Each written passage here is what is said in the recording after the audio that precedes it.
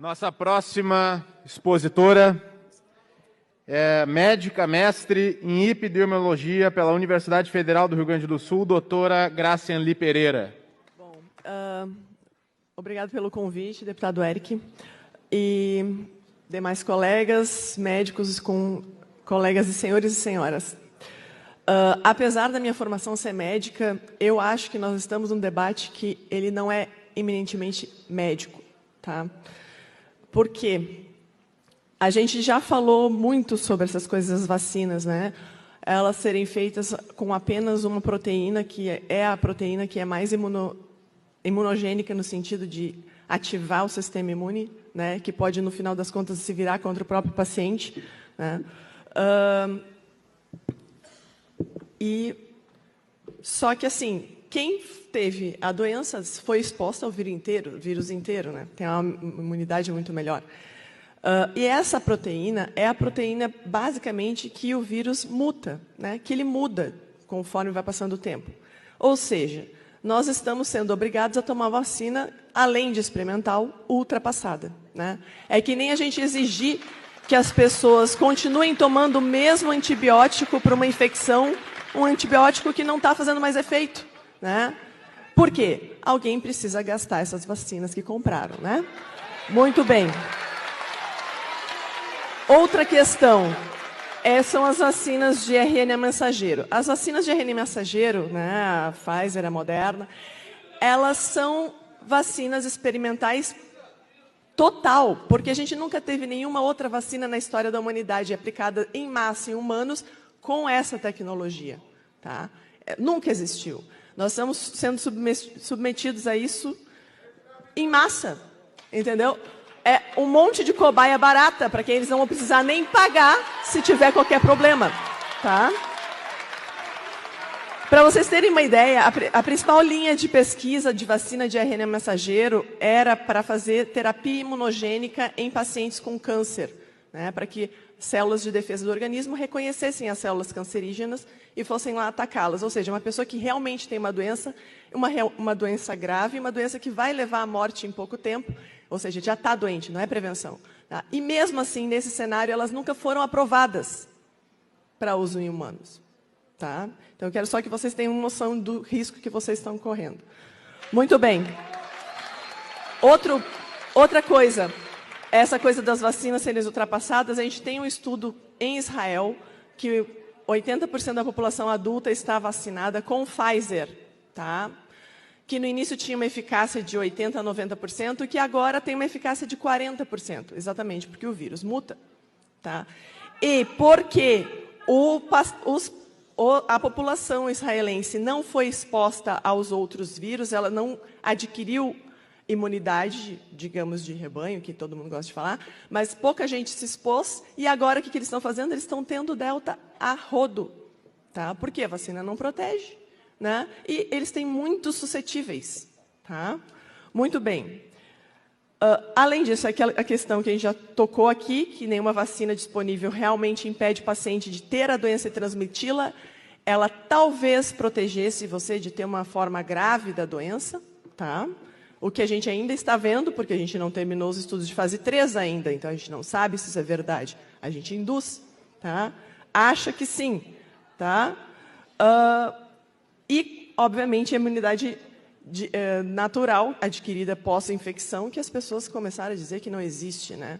Todo mundo sabe que se você tem catapora, a criança, inclusive doença benigna de infâncias, quando não tinha vacina da varicela, que é uma coisa recente, a gente ficava junto com quem tinha para ter de uma vez, para depois não ter quando era adulto, certo? Então, assim, isso não funciona, não existe, né? Muito bem.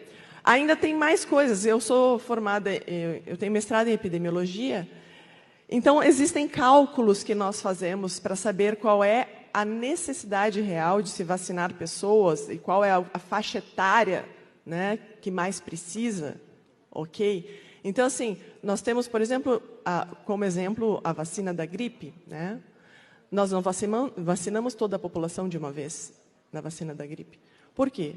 Porque a gente vai vacinar quem tem mais risco de se hospitalizar, de morrer, né?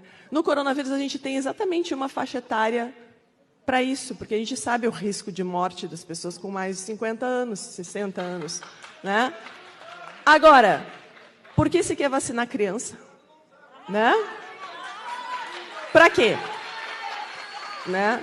Então, assim, eu já vi, além de ver adultos sendo coagidos a se vacinar por causa do seu emprego, para não perder o emprego, né? Inclusive com decisão de tribunal de trabalho dizendo que é justa causa se a pessoa não se vacinar, né? Então, assim,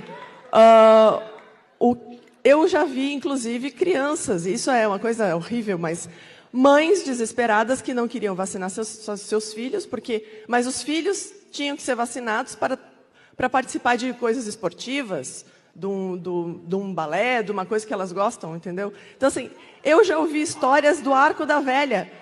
Isso é coação, tá? Então, assim,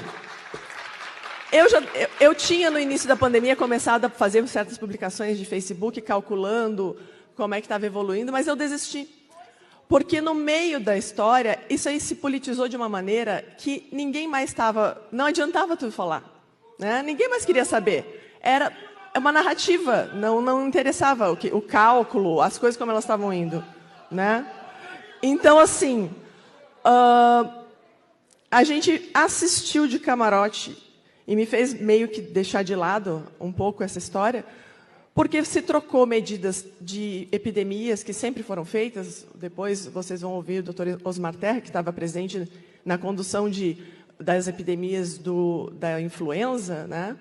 Trocou-se medidas que sempre se fez por umas coisas histéricas, sem comprovação, sem nem ideia científica assim, para dizer, não, realmente a gente pode tentar isso. Era simplesmente para fazer alguma coisa. Se plantou um medo de uma doença e aí as pessoas aceitam a fazer qualquer coisa. Né? Bom, isso, inclusive, também... a gente poderia falar sobre a questão das medicações off-label. Né? Eu não entendo porque alguém não tem medo de tomar uma vacina que foi feita ontem, mas tem medo de tomar uma medicação que tem mais de 70 anos de uso. Tá? Não entendo como é que alguém saudável que vai tomar uma coisa que teoricamente é preventivo, como uma vacina, ou seja, eu estou saudável, não preciso me submeter a isso. Mas eu não posso tomar uma medicação seguríssima, com todos os efeitos colaterais conhecidos e irreversíveis, se eu estou doente. Não faz sentido. Tá? Então, assim, a gente podia discorrer sobre isso eternamente. Essas coisas aconteceram durante essa pandemia. Tá? Mas essa discussão não é médica. Essa discussão diz respeito à ética, à moral. É uma coisa que não precisa ser médico para entender. Tá? Diz respeito à liberdade individual de não ser coagido. Tá? Não é sobre ensaios clínicos randomizados, duplo cego, controlado por placebo, aquele monte de coisa que se exigia para uma coisa, mas não se exige para outra. Tá? Mesmo que as vacinas fossem 100% eficazes e isentas de efeitos colaterais, ninguém tem o direito de obrigar alguém a tomá-las por meio de coação estatal. Tá?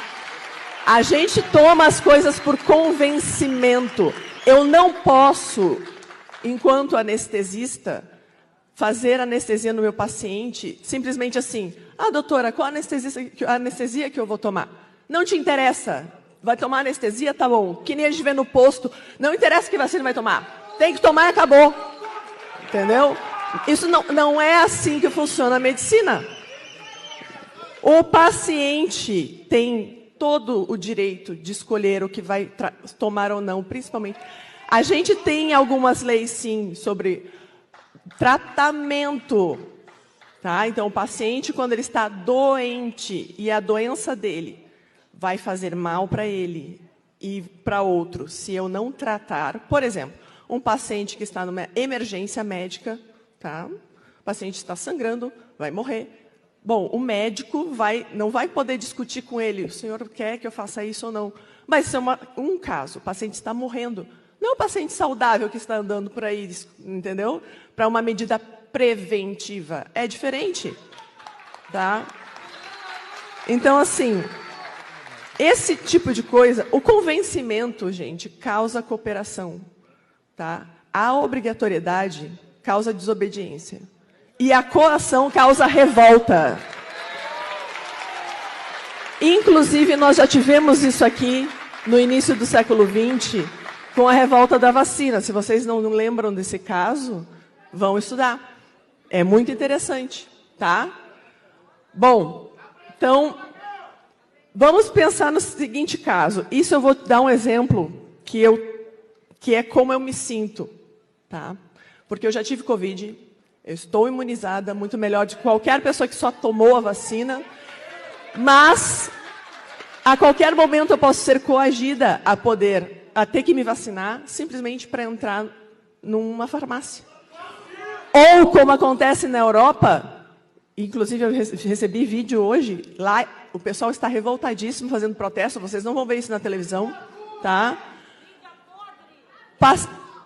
Paciente, vozinho, tá? Chegou na porta do seu posto de saúde para medir a glicose. A senhora não tem passaporte, a senhora não pode entrar. O que é isso? É por saúde uma coisa dessas? Tá? Então, assim, um governo que quisesse punir alguém que se recusasse a ser estuprado, alegando que se você não resistir, sexo é bom, mesmo que você não saiba quem é que vai adentrar o seu íntimo, e que se nega a colocar, e diz que se você se nega a ser estuprado, você está colocando outros em riscos, porque o estuprador pode ir procurar outra pessoa para estuprar, é um absurdo. Não é à toa que a gente chama isso de estupro de consciência.